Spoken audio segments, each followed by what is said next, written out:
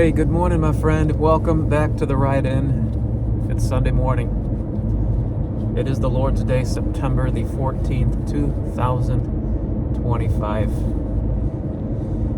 Oh, my heart's full this morning. I'm just so many things I would like to talk about, but I don't want to take up too much of your time. I guess this morning on this Lord's Day, I just want to talk about the spiritual life. You and I both know well the battle between the flesh and the spirit, the temptation to be a carnal Christian, to let the flesh dictate our lives, to be led by our emotions, led by our desires, our physical desires. And I just want to encourage you this morning. I was thinking about the text in Ephesians chapter 5 where it says, "Be not drunk with wine wherein is excess, but be filled with the Spirit."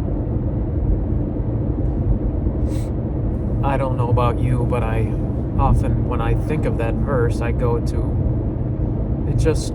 just have this knee-jerk reaction to think about service or preaching, and I'm like, I need to be filled with the Spirit so I can have the power of God, so I can serve, and so I can make a difference, and so I can impact lives, and so my preaching is powerful, and so my words are impactful. And I'm like, this morning, just thinking of that verse in a different light, I like on Sunday morning to, at times, maybe take a little bit of a drive to listen to music. I know we're all different, and we work different. That there's something about listening to good Christian music that just stirs me and prepares my heart in a way that is very helpful to me. And I don't think it's any coincidence that when Paul wrote to the Ephesians and he said, "Be filled with the Spirit," that not soon after he said, singing to yourself, speaking to yourselves in psalms and hymns and spiritual songs, singing and making melody in your heart to the Lord. And maybe this morning, when we think of the idea of being filled with the Spirit, maybe we could just stop right there and not think about what we're going to do, but just think about letting the Spirit fill our lives and just enjoying that. God's presence is just so good. I've been a Christian for over 30 years, and there's been many ups and downs and many dangers, toils, and snares.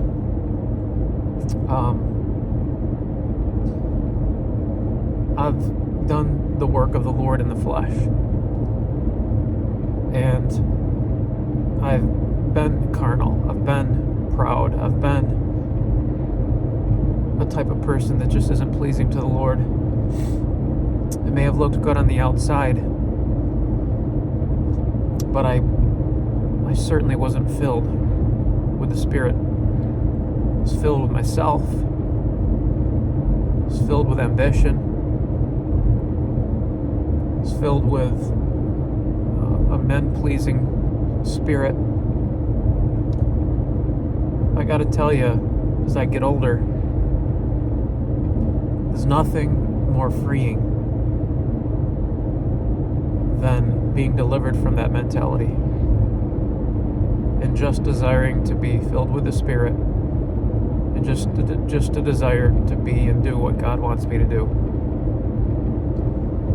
I want to encourage you this morning to examine yourself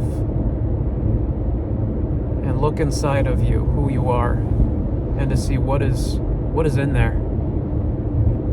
Are you empty of self? Are you filled with all the fullness of God? Are your motives pure? Is your chief desire to glorify God and Him alone? What is it like for others to come in contact with you? Do they feel the presence of God? Do they experience His love? Are you at peace? in your heart because your master is the Prince of Peace.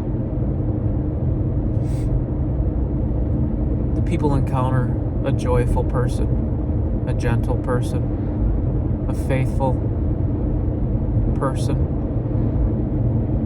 a temperate person. Are you filled with the Spirit? Or are you filled with the flesh?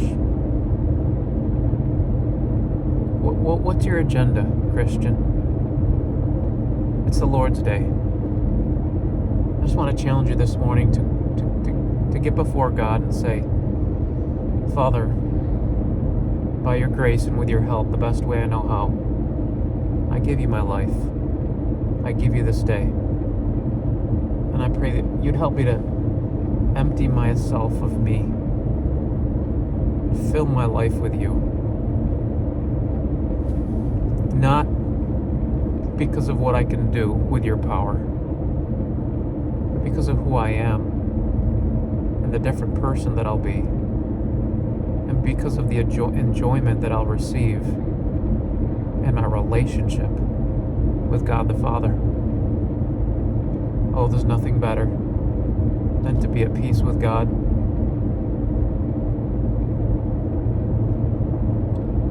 Where the Spirit of the Lord is, there is liberty, my friend.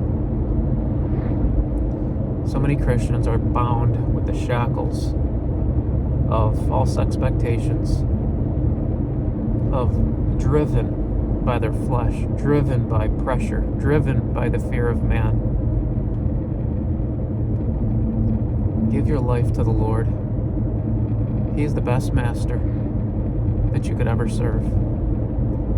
Empty yourself of you and be filled with the Spirit. Singing to yourselves, speaking to yourselves in psalms and hymns. Maybe you need to take a drive and play some music and play it loud. This morning I was playing it loud in my car on my way to Tim Hortons to grab a coffee, and my watch went off and warned me that the decibels were too high. I'm going to experience some damage to my hearing if I continue with that. I don't want to do that for sure. Oh, but my heart just rejoiced, and I was thinking of the amazing power of God, the goodness of God, and it just, I love it. I love you, Christian. I love you, friend. I'm looking forward to fellowshipping with you after a while, and let's just come with a worshipful heart. Let's just be empty of self and just be ready to receive whatever God has for us. We'll look into His Word today, examine truth in context, and I'm just excited to share it with you. For all of our teachers that minister in different ways, that's my prayer, that God would help you to show those kids, those classes, those students who Jesus is. It's the best thing He could ever do. We'll talk to you soon. Bye-bye.